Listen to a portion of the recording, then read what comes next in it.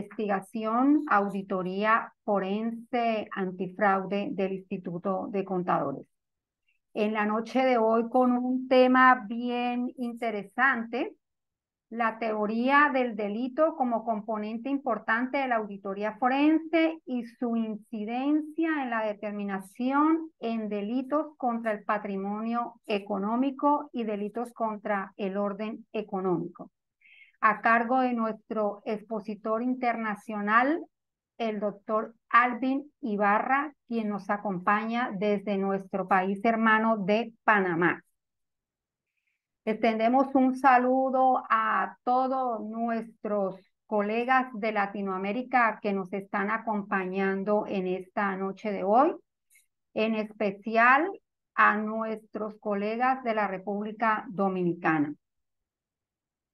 Antes de hacer presentación y dar inicio a nuestra actividad en esta noche de hoy, queremos invitarlos a participar en la 15ª Conferencia Interamericana de Contabilidad que se va a estar realizando en el hermano país de Guatemala los días del 7 al 9 de noviembre del 2023. De igual manera, los estamos invitando a el seminario de actualización profesional que estamos organizando desde la República Dominicana, el cual se estará realizando el próximo viernes 20 de octubre en el Hotel Sheraton de la ciudad de Santo Domingo, el cual recogerá temas muy interesantes para nuestra profesión. Para dar inicio, entonces, en esta noche de hoy, hacemos presentación de nuestra mesa principal que nos acompaña, la cual está encabezada por nuestro presidente, licenciado Luis Manuel Olivo Guzmán. De igual manera, nos acompañan en la mesa principal el licenciado José Manuel Tejeda, secretario general de la Junta. Y de igual manera saludamos a nuestros expresidentes, el licenciado Basilio Sánchez, de igual manera el licenciado Andrés Villini, y lógicamente nos acompañan también en la mesa principal el licenciado Richard Gómez como presidente de la Comisión de Auditoría Forense del Instituto de Contadores, y nuestro expositor en esta noche de hoy, nuestro expositor internacional del país hermano de Panamá, el doctor Alvin Ibarra. Así que le vamos a dar unas palabras a continuación a nuestro presidente nacional, el licenciado Luis Manuel Olivo. A continuación, sus palabras, licenciado. Adelante. Muchas gracias, Yami. Muy buenas noches para todos. Nuevamente un saludo especial a todos los distinguidos miembros de la Junta, José Manuel, los expresidentes Basilio Villini, Richard, presidente también de la Comisión de Auditoría Forense, y obviamente nuestro invitado especial de hoy, Alvin, al cual quiero aprovechar para agradecer su disposición siempre de apoyarnos en este nuevo desarrollo que estamos teniendo de la auditoría forense en la República Dominicana. Este webinar se enmarca dentro de uno de los pilares fundamentales que dieron origen a nuestro instituto, y diríamos que es una de las obligaciones del instituto, que es servir de canalizador, de ente que abre espacios, crea espacios para la transmisión del conocimiento, porque como dice el lema de nuestro seminario que estamos promoviendo, la capacitación hace que convirtamos los obstáculos en oportunidades.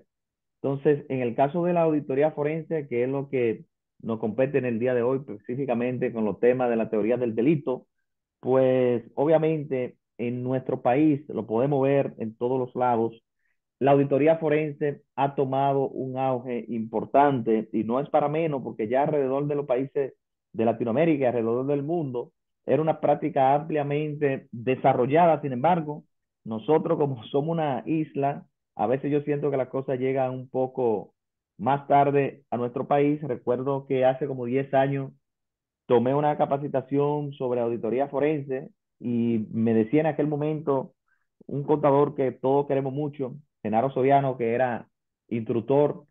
Él decía, mira, la auditoría forense se va a convertir en algún momento en una gran oportunidad para todos los contadores de nuestro país. Y esa voz sonaba tan lejana porque habían tan pocas oportunidades todavía aquí, que uno lo veía como como muy visionario para este futuro que ese señor, que en paz descanse, proyectaba, pues ya está aquí. ¿Y qué mejor forma de nosotros los profesionales de la contabilidad, de capacitarnos, que participando en estos webinars y con personas como en el caso de Alvin, que tiene ya experiencia teórica y práctica en este tipo de capacitaciones?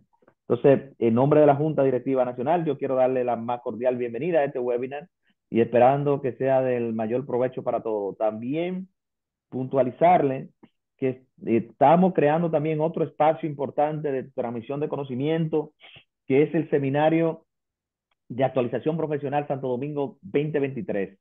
Hemos preparado una agenda, un contenido técnico bien completo sobre varios temas de actualidad e incluye una participación en un panel sobre temas también de auditoría forense que como está tan de moda, pues definitivamente no podía quedarse atrás. Así es que prestemos mucha atención al contenido de la exponencia de hoy. La auditoría forense tiene muchos ámbitos. A veces podemos hacer un trabajo muy bien hecho, invertirle mucho tiempo, pero los detalles son importantes en este tipo de trabajo y si descuidamos esos pequeñitos detalles que pueden ser tan simples como decir qué hice en vez de que revisé, cómo documento las evidencias que obtuve y cómo redacto el informe, qué palabra utilicé, todas esas cosas pueden dañarnos un largo trabajo que hayamos hecho, porque en la auditoría forense, pues definitivamente que los detalles también cuentan. Así es que nuevamente, bienvenido y a sacar el mayor de los provechos y gracias Alvin, por tu disposición de siempre apoyarnos de manera incondicional cada vez que necesitamos de tu apoyo. Gracias, presidente.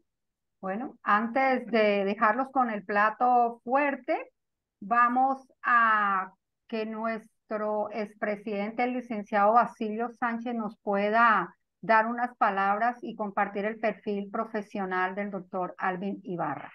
Adelante, presidente.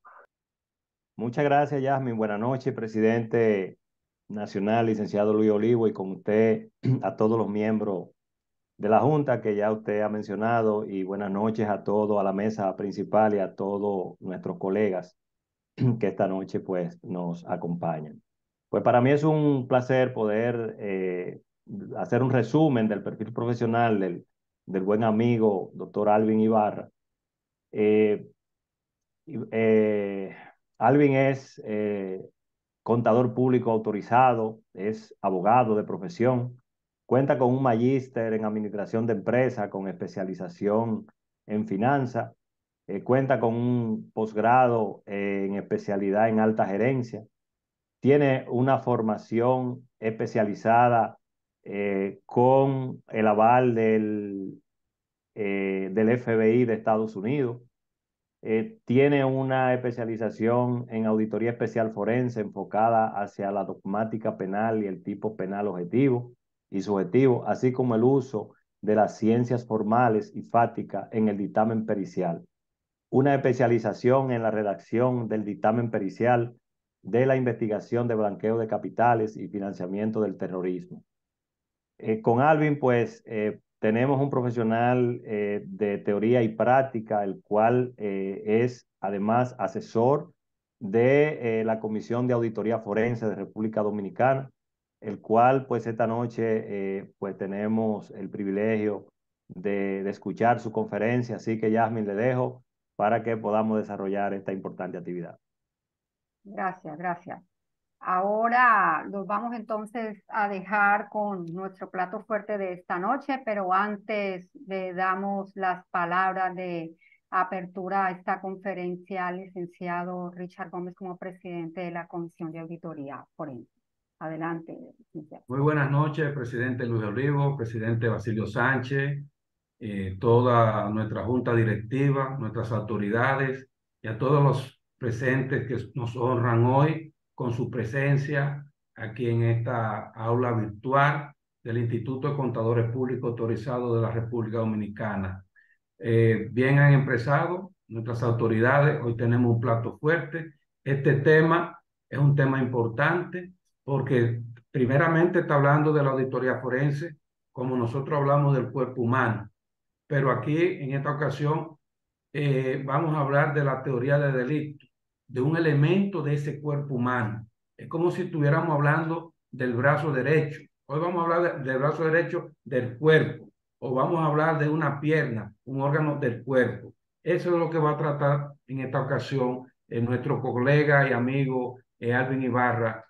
A propósito de este tema, la teoría del delito como un componente importante de la auditoría forense, sobre todo en la determinación de delitos que atentan contra el patrimonio y delitos que atentan contra el orden económico nacional. De manera que dejamos en su mano, maestro Alvin, la sala virtual a disposición de la clase profesional de la República Dominicana y de las Américas. Colegio de Contadores Autorizados de la República Dominicana, Junta Directiva que nos honra, presidente y amigo Basilio Sánchez, colega y amigo Richard Gómez, presidente de la Comisión Técnica de Investigación y Auditoría del Instituto, colegas y amigos del país, a lo largo y ancho del país, hasta al este, güey, como antecede la palabra, autoridad del delito como elemento esencial, la planificación y ejecución de la auditoría. Y lo vamos a aplatanar con la ley de extinción de dominio. Vamos a hacer un ejercicio sobre eso. Preámbulo. ¿Qué es la teoría del delito? La teoría del delito es un componente, un instrumento, un medio donde participan todos los actores, jueces, fiscales, defensa, acusadores, peritos, cada uno en su rol en la defensa o acusación de un caso. Sí, perdón, Alvin, ¿puede poner la lámina, por favor? Disculpen. Delito. La teoría del delito, como mencioné, es un instrumento, un medio, un mecanismo donde cada uno de los participantes de la teoría, de los que participan en la investigación de un delito, de conformidad a su rol, participan, ya sea fiscales, jueces, abogados, defensores, acusadores, peritos. En el caso del perito, él es un elemento, sujeto y órgano de la prueba. Es importante. Anteriormente, nosotros, en una forma aislada, tal vez no nos compenetramos tanto en conocer este esquema de análisis e interpretación y las entidades del delito. Ahora, con las nuevas procedimientos y doctrinas de lo que está pasando, es importante que el contador público autorizado que actúa como perito conozca las interioridades y el manejo de la teoría del delito. ¿Quiénes utilizan la teoría del delito? Como les mencioné, fiscales, jueces, contadores, tanto acusadores como en defensa. Actúan y tienen que conocer el delito. ¿Por qué el auditor forense debe conocer la teoría del delito? La pregunta. Muy importante. Porque, Richard, me están siempre constantemente, tengo que estar admitiendo, podríamos, los que están en la sala, forense, conozca en qué fase del proceso, ya sea en el sistema penal acusatorio, en la parte de la investigativa, en la parte que tiene que ver con la segunda, observar lo que ocurrió en la primera pasan los jueces de los referimientos y después la teoría donde va a haber un juicio. En cualquiera de esas fases, el perito, el contador puede entrar, debe conocer desde la A a la Z qué es la teoría del delito para que él como sujeto órgano de prueba tenga un amplio manejo sobre el tema. Como todo en cualquier país, el auditor forense tiene que conocer cómo se maneja ese país. El poder, en este caso, en el hermano país tenemos poder legislativo, el poder judicial, el poder ejecutivo, los órganos constitucionales, extra poder y autonomía reforzada. Es importante que conozcamos esto para saber en la normativa sustantiva del país la supremacía jerárquica de la norma, lo que es conocido como la pirámide de Kelson. Control de la constitucionalidad. En el caso específico de República Dominicana, el Instituto de Contadores es una entidad de una corporación pública del Estado que tiene la facultad de examinar lo que ocurre en el ámbito privado para determinar si los hechos contables o financieros tienen relevancia o no, tanto en un esquema de la ley sustantiva o un esquema de la ley Artis o leyes profesionales que rigen la profesión. Fuente del derecho: la Constitución, el bloque de la constitucionalidad, los convenios internacionales, la ley ordinaria, decretos y reglamentos, actos, resoluciones y ahí la ley Artis. Todo esto lo podemos entender y saber de acuerdo a sentencia del Tribunal Constitucional 0535-2015.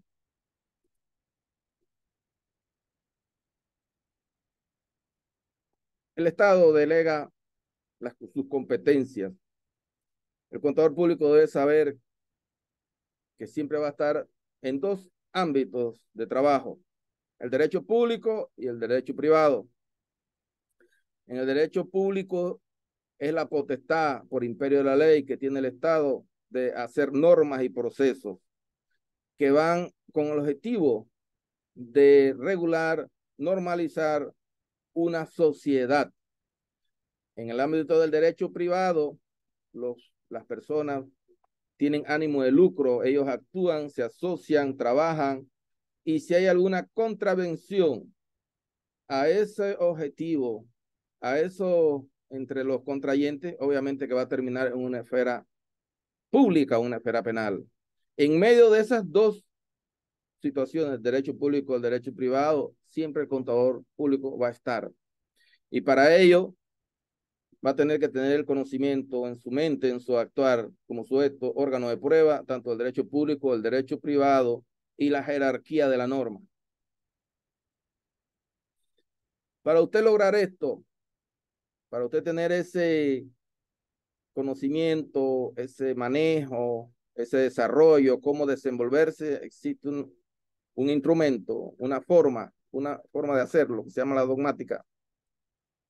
Y como lo ven en pantalla, Roxin, uno de los grandes propulsores del derecho alemán, dio una definición que no la voy a definir porque ustedes la están leyendo. Es el medio para entender y comprender una disciplina, cuando una norma es pública, cuando es privada, cuando una norma tiene conceptos penales, tal precepto, la sanción, y todo un conjunto de procedimientos para entender y comprender la ley. Para eso usamos lo que se denomina la dogmática penal. En este conjunto de ideas, el auditor forense debe conocer la normativa que rige su país, empezando por la Constitución, donde es el máximo contrato social de una sociedad que le da a sus asociados las directrices, cómo regirse en tiempo, espacio. Código de Procedimiento Civil, Código Penal, Código Procesal Penal y los demás normas. Si usted en cada una de ellas, todas estas normas, en la pirámide de Kelsen, el bloque de la constitucional, la dogmática, la hermenéutica legal, todas trabajan en una forma en conjunto. Un ejemplo sencillo: si estamos evaluando un proceso tributario y si hay una contravención al proceso tributario, obviamente va a terminar en la acción penal. Usted tiene que saber la conexidad de ese proceso. Ahora, usted no va a ser, como se me dice a veces, muchas veces, usted no es abogado, usted no es abogado, pero usted debe conocer, deben cómo actúa en determinada sociedad, el derecho público, el derecho privado, las normas y su jerarquía. ¿Cuáles son los componentes de la teoría del delito?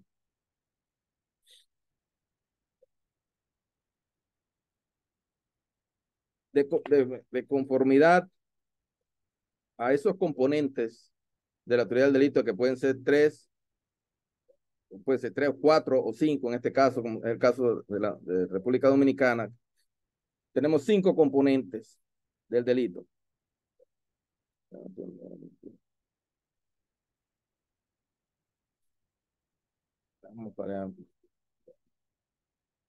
El primero, la acción humana.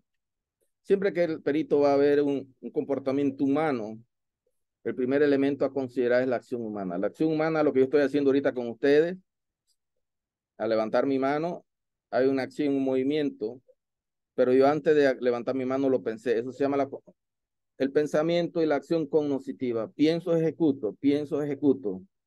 Eso constantemente lo hacemos desde que pensamos. Cuando uno va a analizar una conducta, si tiene relevancia jurídica, eso es el primer elemento, la conducta humana. Luego de eso que yo ejecuté en la forma cognitiva, evolutiva, tiene algún componente que un presupuesto penal tiene relevancia, eso se llama la tipicidad. La tipicidad son los presupuestos penales, la imputación objetiva, que eso lo vamos a ver más adelante, y los elementos del tipo objetivo y subjetivo. Eso es, dentro de la teoría del delito, el debido proceso. O sea, el auditor forense va en el orden cronológico como se desarrolla una conducta típica antijurídica, culpable y penal. O sea, tiene que seguir, un ejemplo, después del 1 viene el 2, el 3, el 4. Usted tiene que seguir el orden jerárquico de la norma y el orden extractificado del delito. Lo que usted hizo como acción humana se verifica en la tipicidad. Dependiendo de lo que usted observe en la tipicidad, tendrá relevancia jurídica o no. Eso se llama la antijuridicidad, contrario a la norma, ya sea en forma material, forma formal o material, objetiva y subjetiva. Lo vamos a explicar. Y si eso tiene relevancias, pasará a un juez de referimiento que verificará su culpabilidad y por último la punidad, que es una pena. Ambos conceptos los vamos a evaluar y examinar en la siguiente gráfica. Para tales propósitos, el elemento a considerar en los 5 componentes de la teoría del delito, que se le denomina la teoría pentatónica del delito. Siempre tenemos que tener presente esos 2 componentes. Este examen de la conducta humana tiene 2 formas de hacerse. La forma formal, donde está el conocimiento científico, y del conocimiento científico pertenece a la criminalística, que utiliza el método científico. Y dentro de la criminalística tenemos ciencias auxiliares como la química forense, biología forense, ingeniería forense. Todas las ciencias investigativas que terminan en forense son del derecho investigativo. El conocimiento científico tiene unos pasos: la formulación de un problema, una teoría, un experimento, los resultados de ese experimento, la conclusión y un análisis. Ahí utilizamos conocimiento científico y temas que una persona que tiene un conocimiento más allá del normal, porque en esa fase del conocimiento científico, si yo soy el abogado, yo voy a preguntarle al perito que utilizó la química, la biología, etcétera. Yo lo voy a interrogar: perito, usted es científico, usted utilizó el método científico, explíqueme por favor la metodología. En este caso, eso se tiene que explicar. Luego pasamos al conocimiento fáctico. El conocimiento fáctico es la especialización, un conocimiento especializado que es diferente al conocimiento científico. Ahí trabajamos con la criminología, criminalística y criminología. La criminología estudia las conductas humanas, las antisociales, como tenemos la ciencia psicológica, psiquiátrica, forense y otros. Automáticamente, auditoría especial o auditoría forense, ¿dónde se ubica? Obviamente en el conocimiento especializado como elemento auxiliar del derecho penal. Todo este procedimiento de manejo del medio de prueba en el proceso penal del hermano país, nos vamos a la resolución 3869 del 2006 de la Honorable Corte Suprema de Justicia. Ahí están esos conceptos y hay unos artículos 1, 12, 18, 26, 171, 72 y subsiguiente, así como la ley 76, Código Penal de la República. Tenemos un concepto a diferenciar ahí, lo que es la auditoría preventiva y detectiva. No vamos a entrar a profundizar, pero sí es importante observar, explicar. La auditoría preventiva, forense, por ahí hay un manual que se realizó, por ahí lo van a conocer pronto. La auditoría preventiva es donde se aplica todo el andamiaje de la conocimiento de las leyes profesionales o ley artis, todo el proceso de COSO, NIA, NIF, todo eso que ustedes conocen mejor que yo, ahí se aplica un procedimiento preventivo. Sin ese conocimiento preventivo que están aplicándose procedimientos de normas y guías del ámbito privado para examinar, evaluar conceptos del derecho privado, tienen unas limitaciones en cuanto a valor probatorio. En ese caso, pasan a ser esos indicios, pasan a la auditoría detectiva. La auditoría detectiva usa procedimientos sustantivos de cada país, en este caso el procedimiento del Código Penal, Código Procesal, Código Civil, lo que anteriormente vimos, la conexividad de todos los códigos, civil, penal, de familia, etcétera. Ahí vamos a usar esos conocimientos de la ley sustantiva de ese país. La ley artis es un auxiliar del derecho sustantivo. En ambos conceptos, el perito se auxilia con el conocimiento científico, el conocimiento especializado, ambas auxiliares del derecho penal, y le contribuyen al examinar una acción de un ser humano, y estas ciencias le permitirán observar fácticamente qué pasó. Siguiendo con ese análisis de la conducta humana, es importante conocer lo que establece nuestra Constitución, artículo 69.8, la tutela efectiva y el debido proceso, artículo 7 y 305, Código Procesal Penal, el artículo 8 de la resolución 3869 del 2006 y la resolución 1735 de 2005, gestión administrativa de la Secretaría de los Tribunales al amparo del Código Penal, Código Procesal Penal, sección cuarta, de la custodia de los objetos presentados como pruebas de la acción humana. Tenemos que tener el deber de cuidado de examinar si se sigue lo que se llama la cadena de custodia, que es un ejemplo. Si nosotros entramos en la fase intermedia o la fase final, se hizo un dictamen pericial sobre unos discos, una parte donde hay tecnología. Es prudente examinar cómo se levantó la prueba, cómo se llevaron al lugar de los hechos, si hubo la autorización de los jueces, etcétera, y los resultados de ese proceso, de ese examen, cómo se dio. Sería importante que el perito conozca de esos detalles para examinar si los datos que le llegan para su dictamen pericial están correctos o no. Un ejemplo, usted tiene unos datos electrónicos, unos datos de unos estados financieros, donde usted sacó unos estados financieros, al extraerlos de un sistema contable, participó algún perito experto en temas de tecnología, el ingeniero de una base de datos. Una base de datos tiene quien introduce y quien modifica, quien introduce, modifica y elimina datos. Eso hay en todos los países. Hay un proceso que examina y regulariza los datos electrónicos. Eso, si usted lo examina, es bueno y es prudente que usted vea cómo se dio esa cadena de custodia de esos datos. Entrando a temas de la tipicidad de la teoría del delito, la segunda fase. ¿Qué busca esta fase, la tipicidad del análisis fáctico? Precisar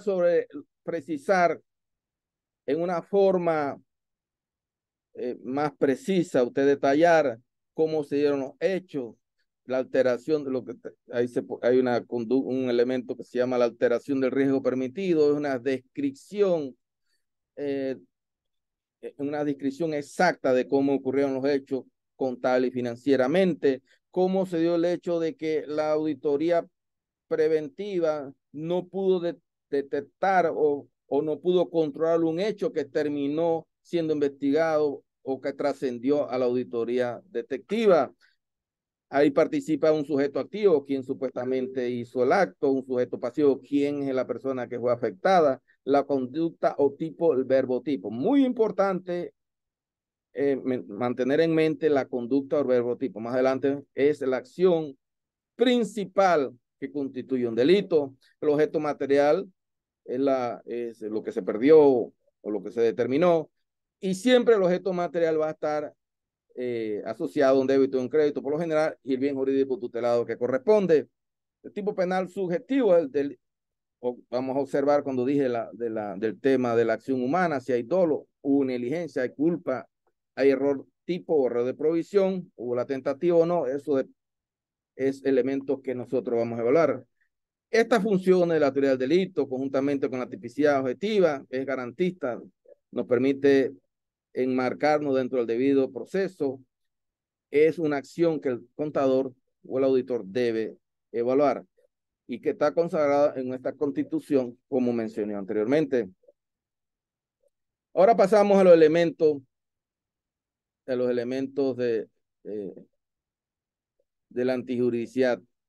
Luego que nosotros hemos examinado las dos primeras fases, obviamente le corresponde a una juez de los referimientos, a una instancia superior dentro del derecho sustantivo, examinar si eso tiene relevancia, tiene antijuridicidad, si lo que hemos extraído o evaluado en realidad tiene algún componente antijurídico o es contrario a la norma del país.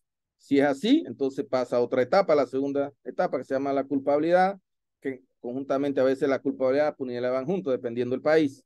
Y ahí se examinarán esos elementos para determinar si hay culpabilidad o no, y si hay culpabilidad o no, se va a determinar si hay una punilidad o una pena. Estos conceptos de la antijuridicidad, de la culpabilidad, de la punibilidad, obviamente van a estar asociados con el conocimiento científico, el conocimiento especializado, en caso tal que así lo requiera. Dentro del Código Penal del hermano país, mi segunda patria, en la teoría del delito donde se aplica el proceso penal, tiene tres áreas: el análisis fáctico, el análisis jurídico y el análisis probatorio. Ahora vamos a desarrollar la teoría pentatómica o la teoría del delito, pero de conformidad a nuestro código. La teoría pentatónica del delito se ajusta a las necesidades jurídicas de cada país. El manual de auditoría forense de la AIC tiene este componente. Ahora vamos a analizar nuestro país: análisis fáctico, acción humana, etapa preparatoria de investigación. Ese proceso se encuentra en la etapa investigativa, desde el artículo 85 hasta el artículo 294, conclusión del proceso. Ahí están todos los artículos, el conocimiento de la causa, etcétera. No lo vamos a mencionar porque ustedes lo están viendo. En esa etapa del delito, de la investigación preliminar de la acción humana, análisis fáctico, usted puede participar como perito, usted puede ser llamado. Luego lo que se recopiló en esa acción humana, análisis fáctico, pasa al análisis jurídico, audiencia preliminar, la tipicidad antijurídica. Recuerde que arriba está la acción humana, ahora pasamos tipicidad y antijuridad. Ahí tenemos tres elementos ya de la acción pentatónica del delito. Ahí vamos, el juez de los referimientos va a examinar y a ver las consecuencias. Ahí va a ver lo que el fiscal, conjuntamente con el auxilio del perito, si participó, llevará y explicará y defenderá. Es importante que el perito tenga esa capacidad de esta fase, los sujetos interpretativos de la teoría del delito, quienes pasan actuando como defensa, acusadores, jueces, fiscales, En este caso, vamos a ver la tipicidad objetiva, el sujeto activo, el pasivo, el bien jurídico tutelado que se afectó, fue una estafa, ¿qué fue lo que pasó? Fue un delito cometido contra el delito, contra el derecho, contra el patrimonio o contra la economía nacional. ¿Qué conducta fue? ¿Qué medios típicos fueron usados? La relación de causalidad, la imputación objetiva, si hubo dolo o no. Ahora, nosotros no tenemos que determinar si hay dolo o no. Nosotros tenemos que hacer una descripción de los hechos tal como se dieron. Le corresponderá al juez natural de la causa determinar si hay delito o no. Pasamos a la siguiente fase, el análisis probatorio del juicio. Ahí tenemos la culpabilidad y la punilidad, donde se dan los 5 elementos de la teoría pentatómica del delito o la teoría del delito, el desarrollo de todo la teoría del delito en nuestro país. Es muy importante y aconsejable que el perito trabaje con las pruebas. Las pruebas se dividen en dos grandes divisiones, el derecho iuris tanto, que corresponden por general al derecho privado, y el derecho público, las pruebas iuris et iuris, que corresponden a las pruebas del sector público, que por lo general son pruebas difíciles de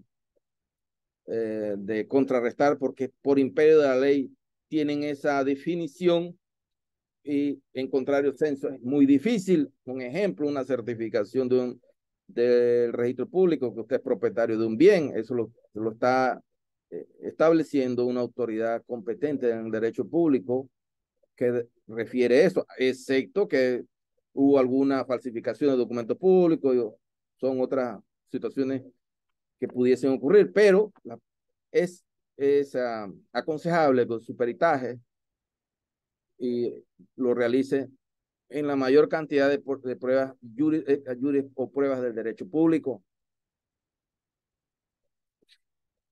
El auditor forense en cada fase del proceso según la teoría del delito, como le expliqué anteriormente, de conformidad a nuestro código, pueden estar dentro de la acción fáctica, la acción humana, preparación, investigación, análisis jurídico, tipicidad, antijuridicidad, acción preliminar, audiencia preliminar, y el análisis probatorio de culpabilidad o punibilidad. Aquí en el código, en los artículos rojos, están todos los artículos que en un momento pudiese el perito participar. Y es bueno analizar y qué quiere decir el Patricio con estos artículos. Pero ahí está definido en qué parte usted puede participar. La teoría del delito, caso de extinción del dominio. Aquí vamos a hacer un desarrollo de la teoría del delito versus la extensión del dominio, porque aquí es donde empezamos realmente a examinar y interpolar. Hay una conexión, porque la teoría del delito tiene sus reglas y los delitos comunes, la teoría del delito también. Vamos a unirlas, vamos a aterrizarlas, vamos a aplatanar esas dos cosas. Es un ejercicio que esperamos que contribuya a los operadores de justicia. Pero antes de eso, vamos a lo que es la acción in rem de la jurisdicción penal. En América Latina, tengo que estar siempre constantemente dando la mentira a la gente. Si me pudieran ayudar en eso para no estar en esto. Tenemos para comprender y entender una norma, siempre es importante ver su historia. En el derecho romano, el derecho jus civile, cuando se hace el digesto, el emperador Justiniano, es la primera vez que se recoge este principio, donde se hace hincapié en ese derecho de la codificación, alusión al tema de que cuando una persona se enriquece afectando a otro bien, en el tiempo de los jus civiles eran los ciudadanos que tenían derecho a la ciudadanía romana. Si alguien se enriquecía y afectaba a otro, ya en esa primera recopilación del derecho romano se hablaba de ese tema. Luego, en segundo ejemplo, la escuela exogética francesa del siglo XIX hizo su aporte. Esa escuela recogió esos principios y los reforzó. Es importante este tema, esta parte, porque la acción de la teoría del delito va encaminada hacia el bien, in rem, y supuestamente no afecta a los demás elementos del tipo penal objetivo. Pues eso es lo que vamos a ver ahorita. Si me pueden ayudar que no estar constantemente dándole a admitir a la gente, por favor. Luego ese concepto de la escuela francesa pasa a América Latina, a Colombia. Hay una sentencia de la Corte Suprema, el 19 de 1936, donde estableció los primeros requisitos de la aplicación del concepto in rem, caso Cambra Camargo.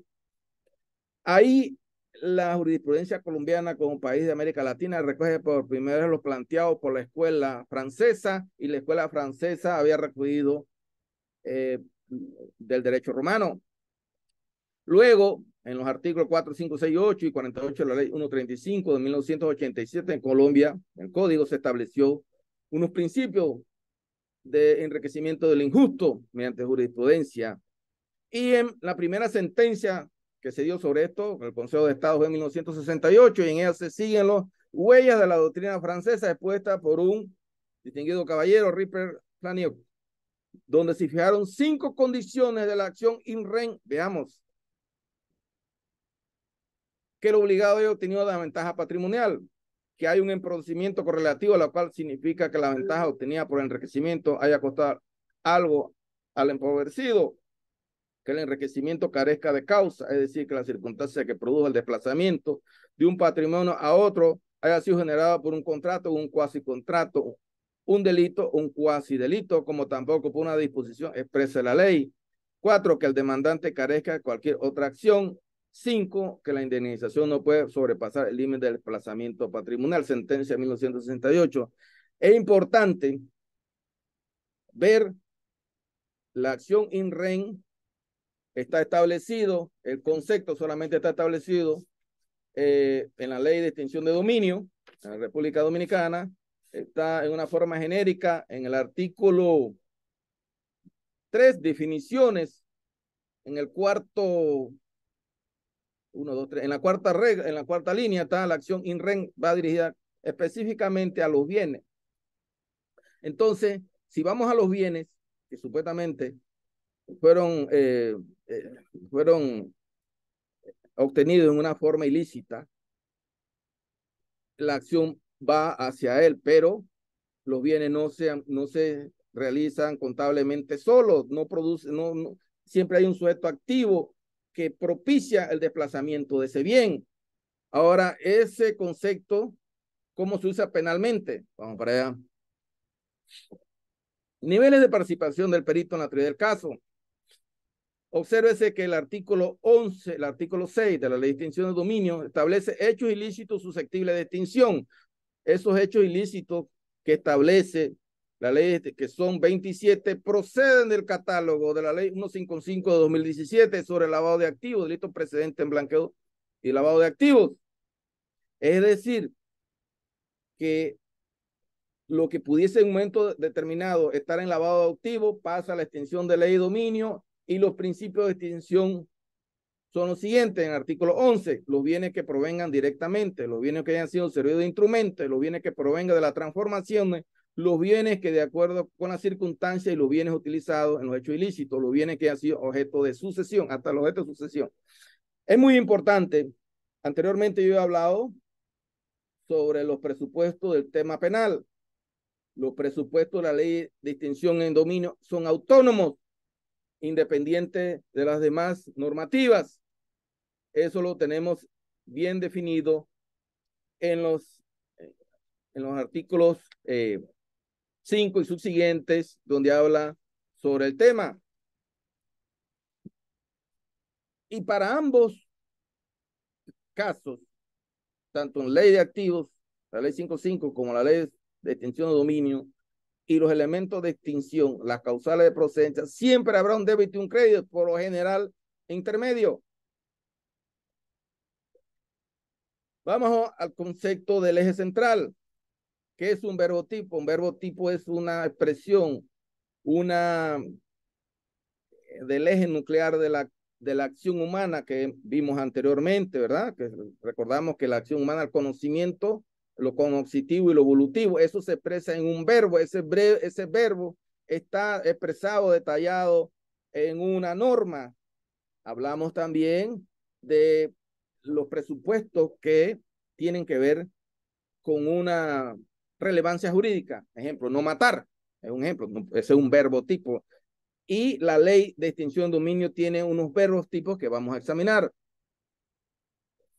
Tiempo y modo de la norma, tanto el presente como el futuro. La acción humana, vamos a poner un ejemplo, el que permitió, el que usó, el que modificó, el que permitió el uso, etcétera. Eso examinándolo en tiempo y modo, presente y futuro, nos va a permitir la participación de un sujeto activo tanto en presente como en hechos del pasado, como si fue asociado, etcétera. Entonces, solamente que el auditor forense debe conocer y tener un conocimiento amplio sobre lo que es el verbo tipo. Ley 55, artículo 3, el eje nuclear de la acción penal del verbo rector. Leemos los primeros presupuestos. La persona que convierte, mire, la persona es un sujeto indeterminado, no es pudiera ser calificado indeterminado. ¿Qué es una persona indeterminada? Puede ser cualquiera. Calificado cuando la persona tiene un puesto, tiene un contador, un abogado, tiene una especialidad. Por eso se puede decir calificado o no calificado. Y los verbos, importantísimo, convierta, transfiera o transporte. Vienen los verbos auxiliares, a sabienda que son el producto de cualquiera de los delitos precedentes. Vimos que ya vimos los delitos precedentes en un catálogo. Con el propósito de ocultar, disimular, encubrir la naturaleza, el origen, la localización y las disposiciones, el movimiento a la propiedad real de los bienes y derechos. Tenemos unos verbos principales, unos verbos auxiliares, tenemos una situación que se supone que usted sabía de dónde, las sabiendas. Y para usted demostrar que usted no sabía, viene lo que se llama la carga de la prueba. Vamos a entender esto bien, una forma, nada más vamos a ver el primero. Después ustedes leen el 2, el 3, el 4 y el 5.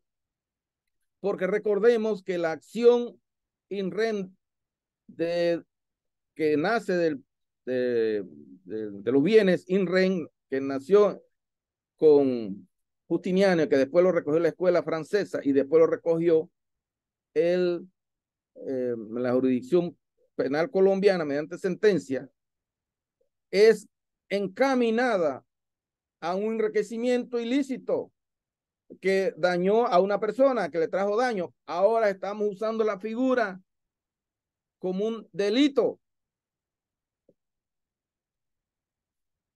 Vamos a hacer un breve análisis. Ustedes tienen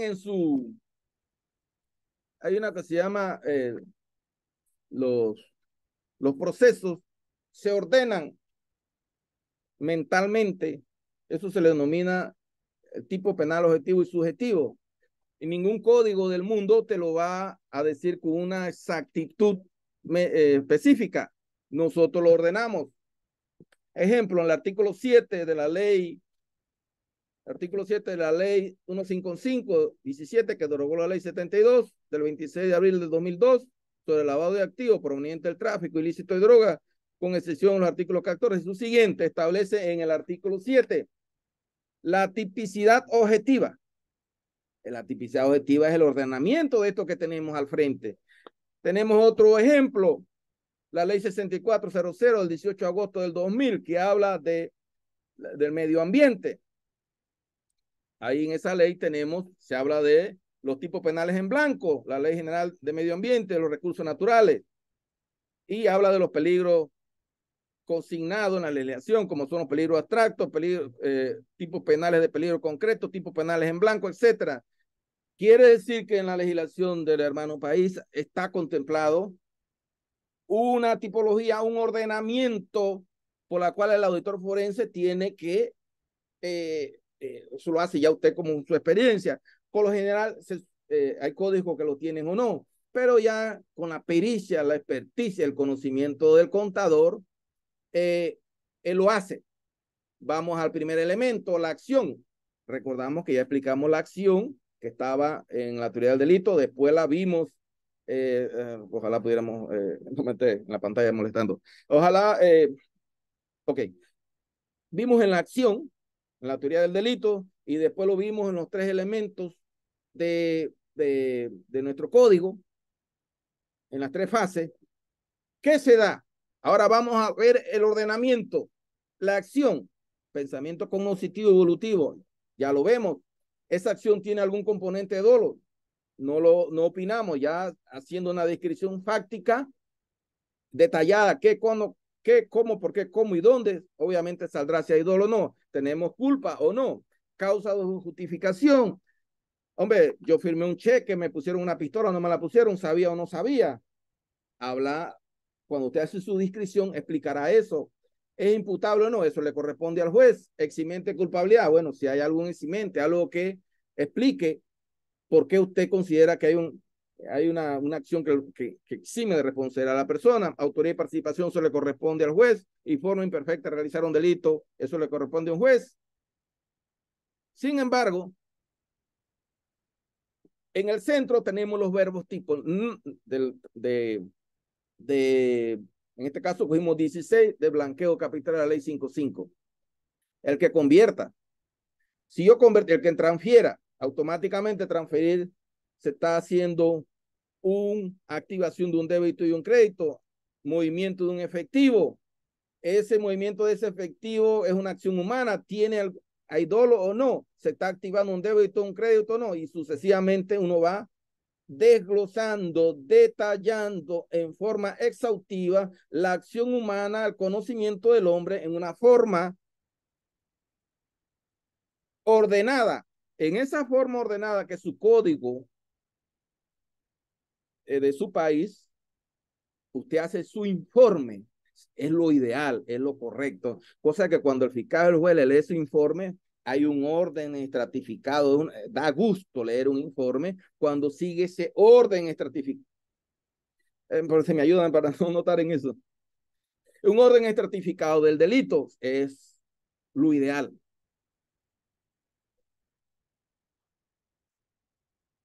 Estamos explicando esto porque ahorita vamos a ver la ley de extinción de dominio. Ya estamos hablando de la parte penal y ahora cómo actúa la ley de extinción de dominio que tiene autonomía. ¿Qué disminuye? Vamos al el primer elemento, la acción. Expliqué qué es el pensamiento y la ejecución humana, ausencia de acción, fuerza irresistible, acto de reflejo, estado de inconsciencia, imprecisión paralizante.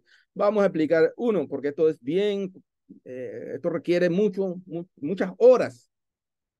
Vamos a poner un ejemplo. Yo estoy parado en un semáforo, estoy esperando la luz roja. De repente pasan unos peatones.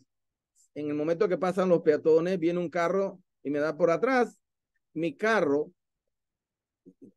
ocasionó la muerte del peatón. A ver, fui yo el actor, productor de la acción que condujo a la muerte. Claro que no. Entonces, ahí yo no tuve acción.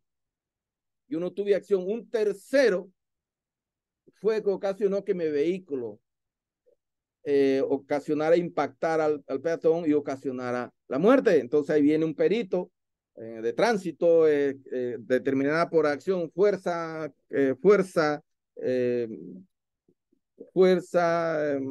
peso, dimensión. Hay una fórmula que van a determinar si yo fui el culpable de la acción o no. Así sucesivamente se van desarrollando qué, cuándo, por qué, cómo y dónde, y de conformidad a la tipicidad objetiva, subjetiva de su ordenamiento interno del país, usted va desarrollando, de acuerdo a la teoría pentantómica, el delito en una forma elegante y bonita, y usted va desarrollando y va explicando, y lo van, por eso que la importancia que habló el amigo y colega Richard de por qué es la importancia de la teoría del delito. Esto es la teoría del delito, el desarrollo natural de cómo se dan los hechos. Brevemente aquí explicamos qué es un sujeto activo, un sujeto pasivo, objeto material, verbo tipo, bien jurídico, los complementos subjetivos, normativo y descriptivo. Eso es lo que refiere el artículo 7, la tipicidad objetiva de la ley, y es lo que refiere la ley de medio ambiente en los artículos 171 y subsiguientes, y habla de los derechos de los tipos penales, etcétera. Esa ley es muy enriquecedora para nuestro análisis.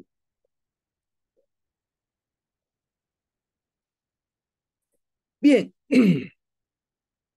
Ahora, perdón, vamos a hacer un pequeño análisis mental. Perdóneme. En el centro, ojalá me pudieran ayudar para que no me esté interrumpiendo la pantalla. No me esté interrumpiendo la pantalla.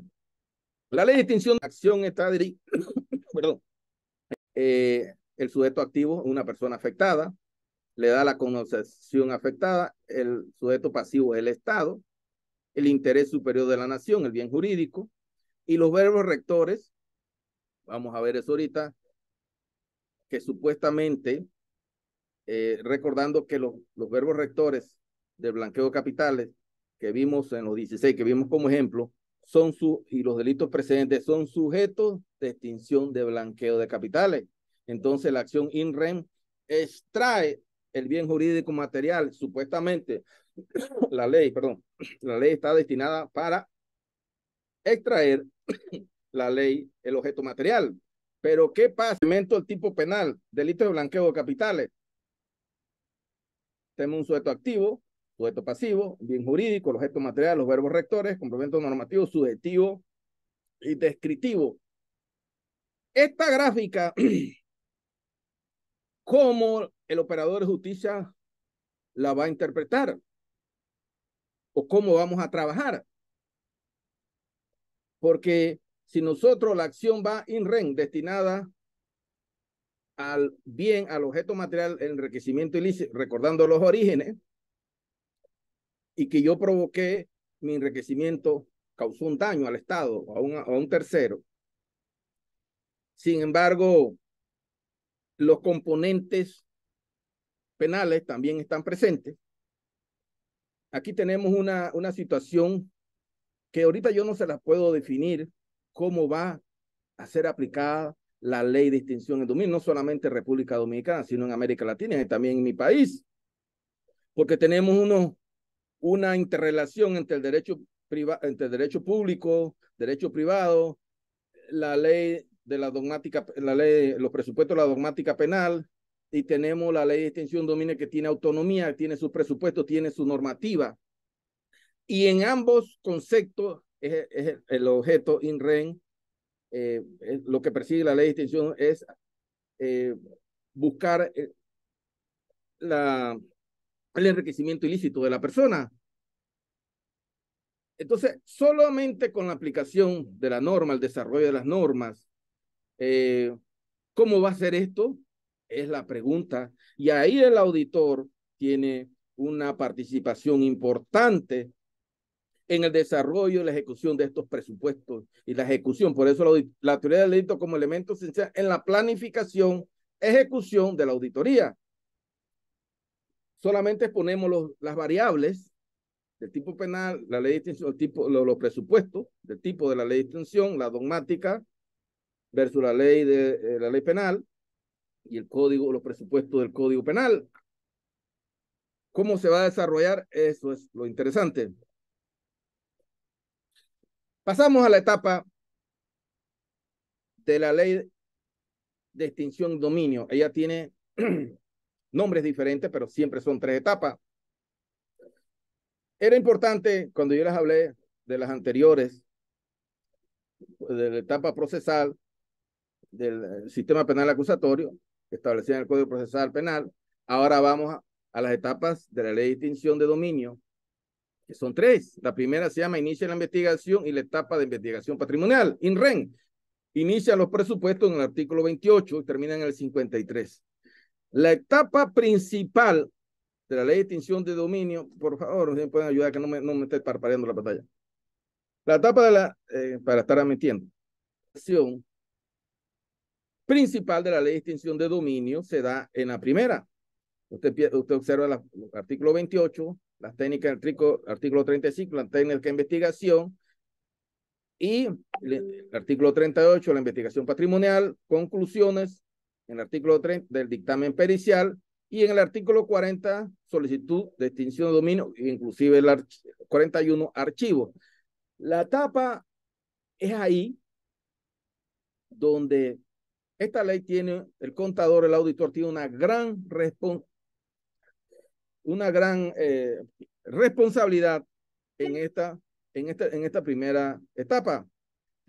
Porque en esta etapa están la mayoría de los presupuestos y todo tiene que ver con una acción principal del auditor, porque recordemos que son bienes patrimoniales.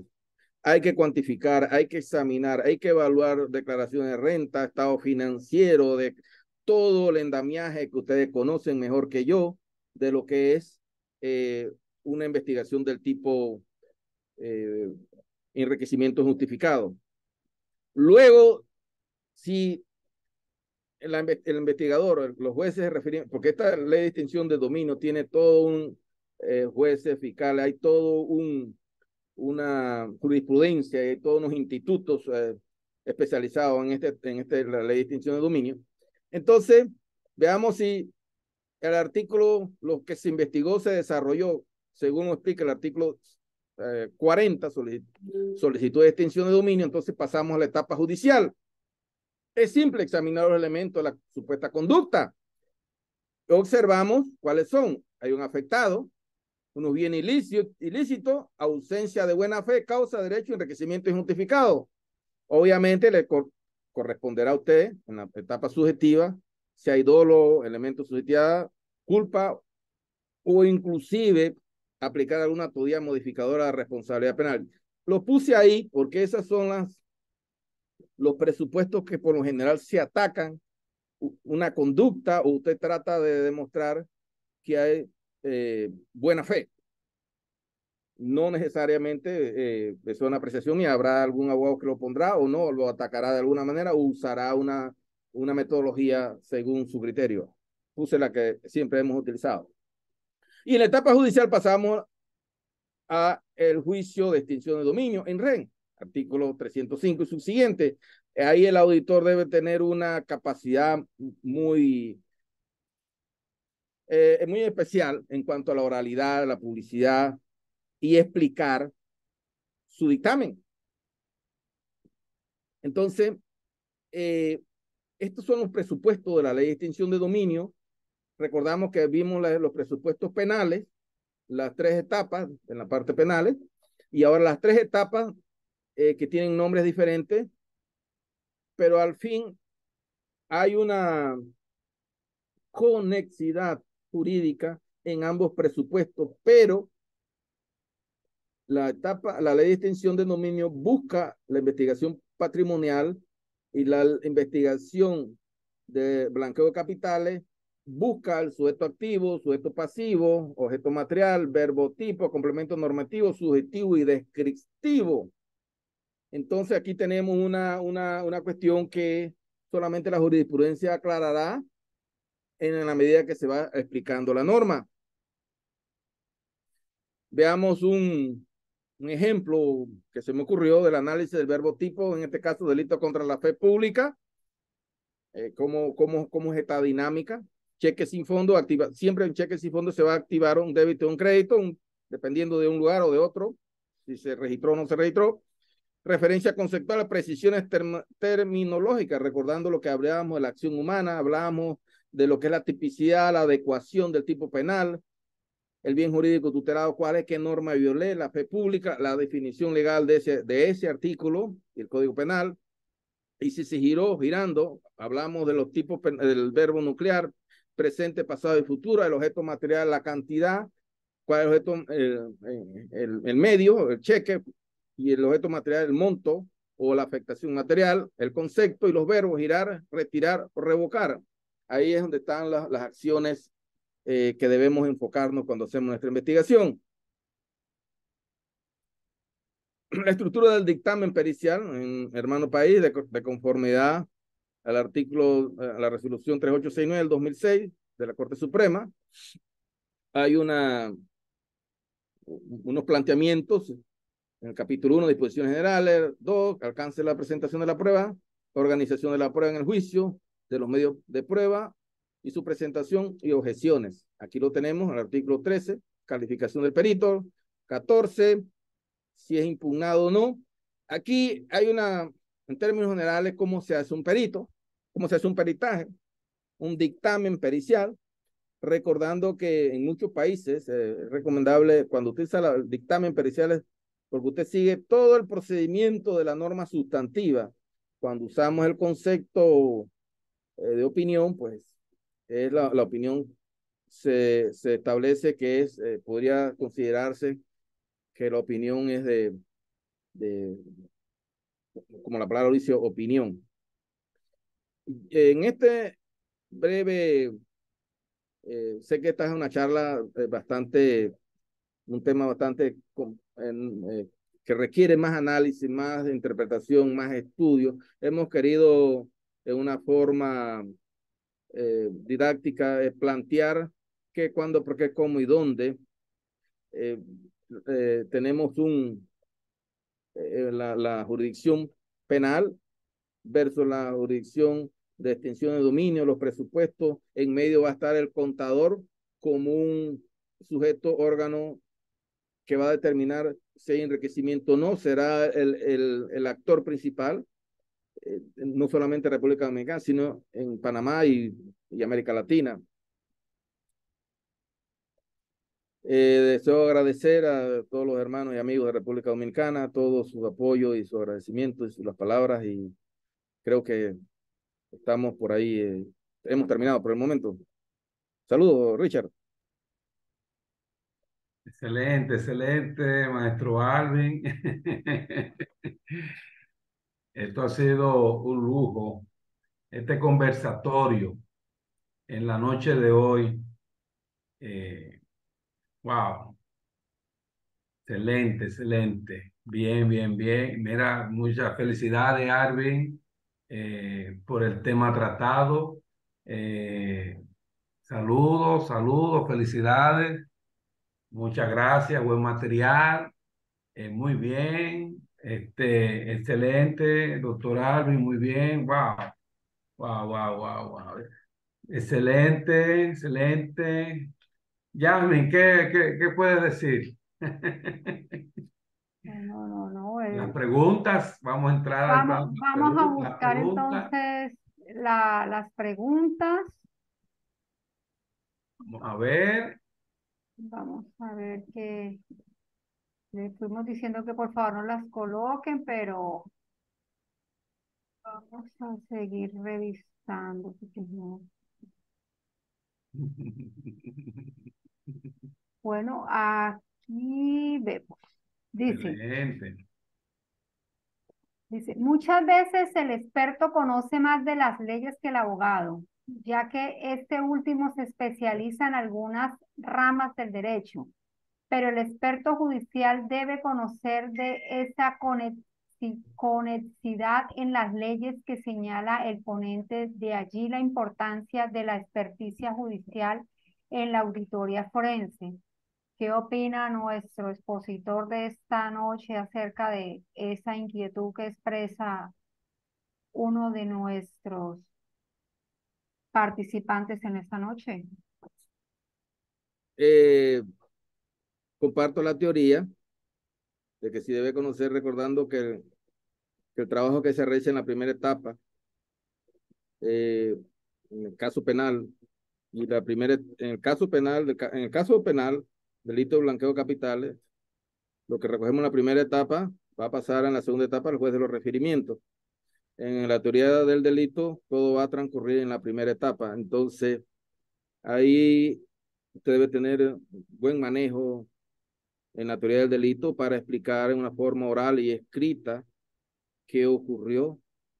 Y todos los que están ahí, tanto fiscales, jueces y todos los intervinientes en el sujeto y órganos de prueba, deben tener un amplio conocimiento del manejo de esto. Claro que sí. Excelente, excelente. Muchas felicitaciones, muchas felicitaciones. A otras preguntas, Yasmin, que puede identificar. Yo tengo algunas también para el maestro a Ok. propósito de este tema. en lo que puede identificarla, maestro Alvin, desde el Instituto de Contadores Públicos Autorizados de la República Dominicana, estamos muy contentos con este aporte que usted ha hecho a la clase profesional, que procura hacer encargos e investigaciones de delitos que atentan contra el orden económico nacional y delitos que atentan contra el patrimonio de las personas. De manera que la auditoría forense no es un asunto de auditar delitos contables. Tenemos que estar preparados para auditar temas de extinción de dominio, para auditar temas enfocados en la línea de lavado, para enfocar robo, hurto, usurpación, una cantidad de delitos per se. Entonces, a propósito de este tema, usted nos dijo a nosotros que la teoría del delito viene siendo primeramente un instrumento que garantiza en un proceso, cuando se está acusando a alguien, garantiza lo que nosotros le llamamos los derechos procesales de un individuo.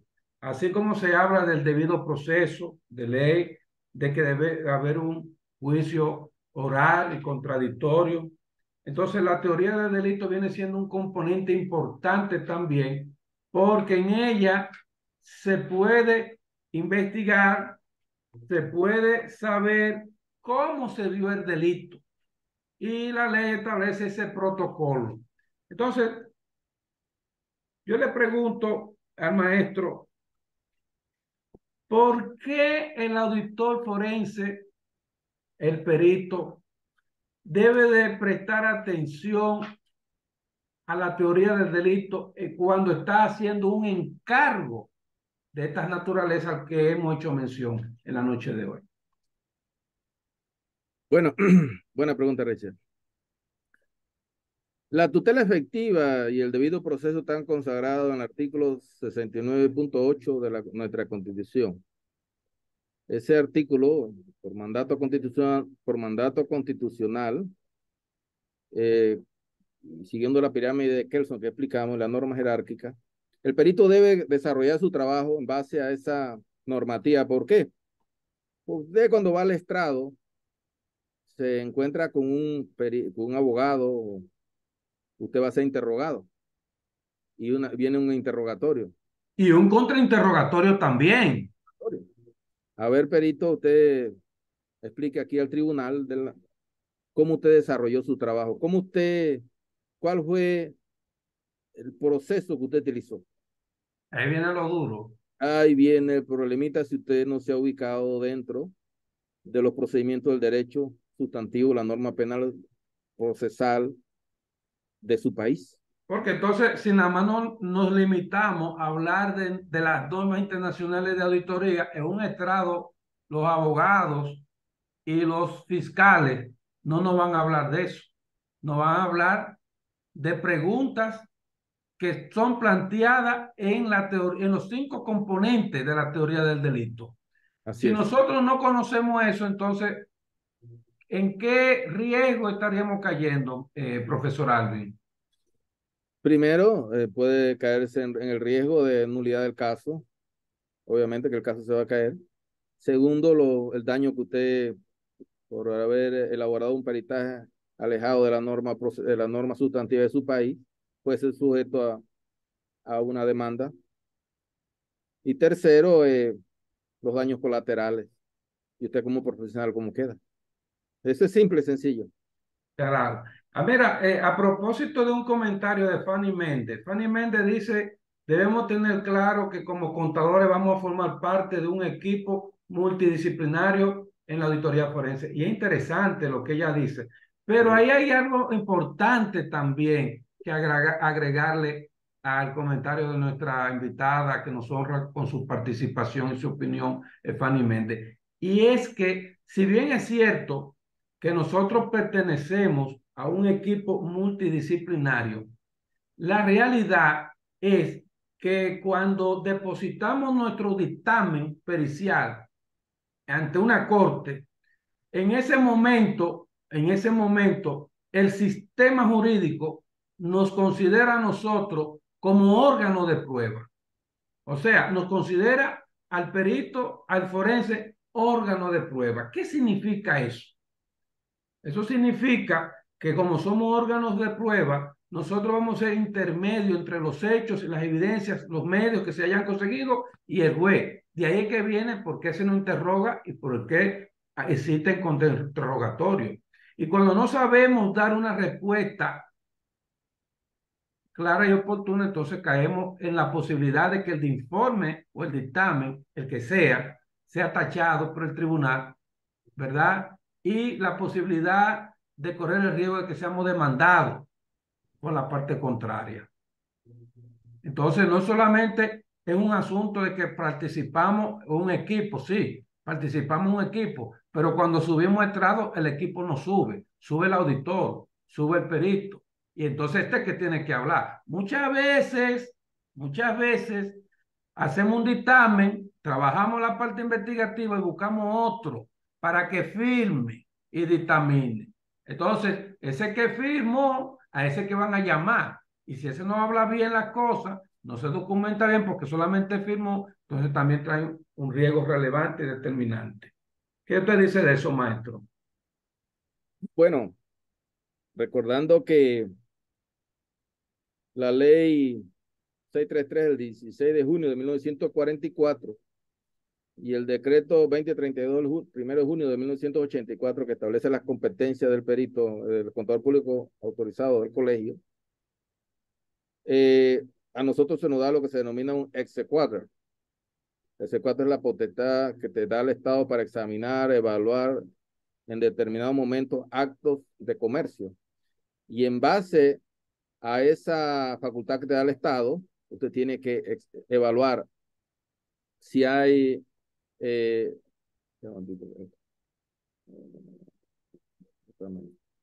si usted se ajustó a los presupuestos que establece la norma sustantiva para darle cabida a esa potestad que le da el Estado. Entonces, si usted hace eso alejado de esos principios, de esa responsabilidad que el Estado le da a usted como contador público, obviamente que usted tendrá consecuencias. Claro, incluso imagina este punto antes que se le otra pregunta de los participantes. Observen algo, en una auditoría financiera nosotros usamos métodos, técnicas, normativas, ¿verdad que sí? ¿Saben qué? Que en materia de auditoría forense y peritaje, la teoría del delito es denominado como un método analítico provisto por la ley. O sea que no solamente nuestras NIAs son métodos analíticos, sino que también la teoría del delito en el proceso de investigación para saber cómo se dio el delito es considerado un método analítico. De manera que en el informe, en el dictamen forense que usted practica, si mañana le preguntan qué método usted utilizó en su investigación, ese es un método interesante que usted y nosotros debemos de dominar. Correcto. Mire, cuando hicimos el análisis y la investigación de la procedencia de la teoría del delito versus la ley de extinción de dominio, encontré una situación bien importante, porque cuando uno evalúa un método de la teoría del delito es como tú dices, una metodología, pero esa aplicación de la teoría del delito va a depender de la escuela penal que sigue su país. Hay la teoría, la escuela neocantiana, neoclásica, hexagonal, la escuela penal positivista, neoclásica, etcétera. Entonces, la escuela penal colombiana es una escuela positivista, donde el positivismo de Engels busca un sujeto activo, un sujeto pasivo, un verbo tipo y una causa, un bien jurídico tutelado, 4 elementos. Pero eso se da porque ese es un país que vivió en una situación jurídica diferente a lo de guerra y donde los afectados tienen que demostrar al Estado la procedencia del delito. o del ilícito, del bien. Pero en un país donde, en este caso como República Dominicana, igual que Panamá, por constitución impera el debido proceso, donde está el sujeto activo, sujeto pasivo, verbo tipo, objeto material, y empiezan tres elementos: complemento normativo, descriptivo y subjetivo. Ahí entramos a debatir, jurídicamente hablando, el instituto de por qué se dieron los hechos.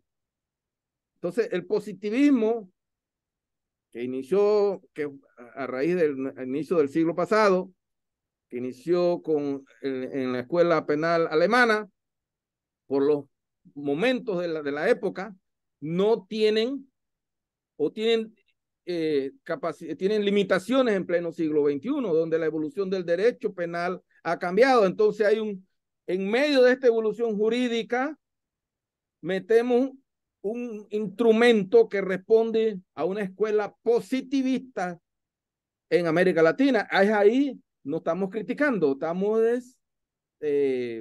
exponiendo una teoría de cómo vamos a desarrollar esos institutos, la extensión de dominio versus en el tema penal, porque ambas tienen contradicciones jurídicas. Y es ahí donde el perito va a tener que actuar, desarrollar su temática como profesional. Excelente, La teoría del delito es la base fundamental para ese análisis jurídico. Muy bien, muy bien. ¿Alguna pregunta, Yasmin, de nuestros participantes? A ver, aquí pregunta Carlos Barreto. Con la entrada de las leyes de extinción de dominio, ¿cómo debe prepararse el contador para aprovechar esa oportunidad y garantizar que su trabajo sea de calidad? Bueno, cuando Richard me dijo, mis hermanos me dijeron que íbamos a hablar de este tema, automáticamente, Richard, eso va de cajón. Este trabajo, lo que estamos haciendo hoy. Sí. En la conferencia que se dio en la IC en mi país el año pasado, había unos postulados que se llama la democratización del conocimiento. Postulados que fueron recogidos por el instituto, los contadores Richard. Entonces, el desarrollo de la democratización del conocimiento es lo que va a permitir que nosotros adquiramos conocimiento, porque el conocimiento se adquiere de dos vías, tanto el que dice una idea como el que la recibe y viceversa. Y ahí vamos desarrollando. Este es un trabajo, Richard, que lo hicimos tú criticándome, yo aportándome, y ahí vamos debatiendo, sí. Y ahí vamos toda una noche hablando, y tú dices algo, yo digo otra, y de repente formamos unas discusiones interminables, y después yo voy y te presento este artículo. Entonces al final unificamos este producto, porque esto que está aquí no es de Alvin, este producto es de Richard y de todos mis hermanos. Y ese es lo que tenemos que hacer. Claro, claro. Estudiar. Yo recuerdo las primeras que hablamos con el presidente Basilio, que hablábamos de estos temas, estábamos incipientemente, mira dónde hemos llegado. Esto no es el manual, todo fue un producto entonces el contador constantemente debe estar leyendo, analizando, compartiendo y viendo ver cuál es la tendencia del mundo. Qué bueno. Mira, Alvin, Fanny Méndez concuerda con nosotros, se suma al criterio. Ella dice, claro, el perito es órgano de prueba, es un órgano de prueba, dice Fanny Méndez. Sí, y ella, pues, es contadora y abogada también, de manera que muchas gracias, Fanny, por tus aportes. Nos hace sentir bien. José Ángel Medina, ¿cuál es la diferencia entre el informe de auditoría y el informe de experticia? Pregunta él. Ya el primero obedece a normas de auditoría, por el Código de Procedimiento Civil señala que la experticia puede ser realizada por cualquier persona con conocimiento en arte, profesión u oficio, y algunos de ellos no están obligados a las NIAs. Entonces, ¿cuál es la diferencia entre informe de auditoría y informe de experticia? Pregunta el colega José Ángel Medina, que nos honra con su comentario y su intervención hoy. Muy buena pregunta. La auditoría, como como elemento administrativo de análisis se rige por normas que te dan un parámetro de medición de análisis administrativo. No van más allá del análisis de la conducta. La conducta, como estábamos hablando, en primer lugar, hablamos de la acción humana cognitiva evolutiva, hablamos explicando la estructuración del hecho, si hay dolo o no, por eso no nos corresponde, pero si explicamos ordenadamente va a salir, si hay, y así sucesivamente vamos dándole un ordenamiento a nuestra investigación. Entonces, este ordenamiento que lo vimos en el análisis fáctico, jurídico y preliminar, y que se desarrolla en lo que nosotros le hemos desarrollado como un orden normal, que es la acción, el dolo, la culpa, los eximentes, la imputabilidad, los eximentes de culpabilidad y autoría, etcétera. Estos presupuestos, estos institutos de la ley sustantiva de cada país no están contemplados en las leyes o en las normas o guías de auditoría, porque las normas de auditoría no están hechas para hacer, para determinar conductas punibles o no en una acción penal. Las normas de auditoría son elementos para evaluar temas administrativos, financieros y contables. No van más allá, porque la acción prerrogativa de la investigación por imperio de la ley le corresponde al Estado. El Estado es el productor de leyes. Y al ser el productor de normas coercitivas que rigen una conducta en un determinado país, es el tutor responsable. Por lo tanto, el perito tiene que ajustarse a las normas que por imperio de la ley estableció ese Estado para que tenga valor probatorio en una instancia. Ok, mira, Ruth Segovia dice, excelente, esa es la rama correcta. Nuestra colega de la Asociación Interamericana de Contabilidad comenta, la rama correcta la complemento hacia nuestra profesión con gran especialización, tenía adicionar en expertos contables, expertos en NIAS y expertos en NIF. Ahora, muy importante entender algo. La norma sustantiva se auxilia con la norma profesional, porque la norma profesional es la que le da el auxilio técnico. Claro, claro. Es como cuando usted... O sea, las normas nuestras están aquí, las normas nuestras están aquí y las normas sustantivas están acá. Correcto. Y estas auxilian a las normas sustantivas. Así es. Si nosotros hacemos auditoría forense nada más en nuestras normas profesionales, hay problemas. Así es. Hay problemas. Sí, sí. Hay un comentario, Jasmine, que quiere hacer para habilitar el teléfono a una participante. ¿Me comentas? Sí, permiso, pero yo... Y la audiencia que nos honra hoy, de la importancia de nosotros conocer ese método analítico, llevándolo al lenguaje contable. Vamos a llevarlo al lenguaje contable. La teoría del delito es un método analítico Sí, sí, que no nos correcto. lo está dando no nos lo está dando ni la INTOSAI, no nos lo está dando IFAC, no nos lo está dando la AIC, no nos lo está dando ningún gremio de contadores, no nos lo está dando COSO, pero nos lo está dando la ley, un método analítico para proceder a hacer una investigación de este tipo, porque la auditoría forense y el peritaje investiga delitos.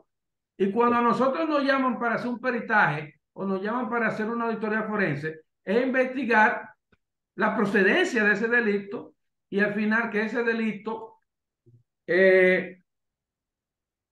aclare lo que se procura en esto, que es dar las garantías al imputado.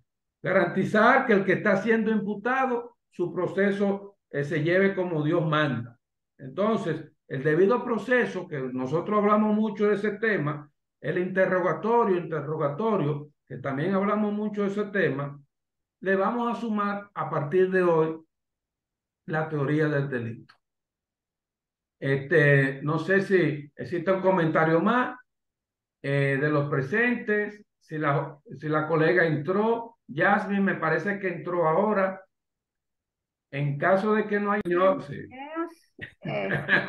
Agradecerle Mira, aquí está a entrando Ana Dani. Jiménez, no sé si Ana Jiménez. Vamos a Bueno, mire, queremos, antes de concluir, queremos invitar al próximo webinar que vamos a tener la semana próxima. La semana próxima no vamos a hablar de teoría del delito, pero sí vamos a hablar de la grafología y la expertise a nivel de la escritura forense.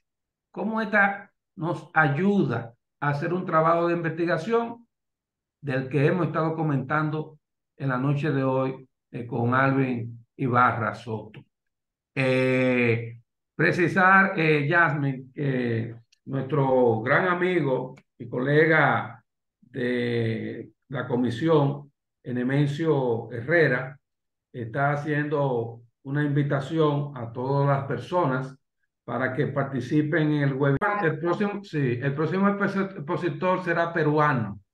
Trabaja en la Fiscalía del Perú. Es un experto en grafología de alto perfil. De manera que lo convidamos a esa parte. Y también estén pendientes del próximo programa de certificación de auditoría forense que será emitido, producido por el Instituto de Contadores Públicos Autorizados de la República Dominicana. Estén al tanto de ese diplomado, esa certificación que se va a dar con un contenido eminentemente práctico, aplatanado a las mejores causas de la profesión.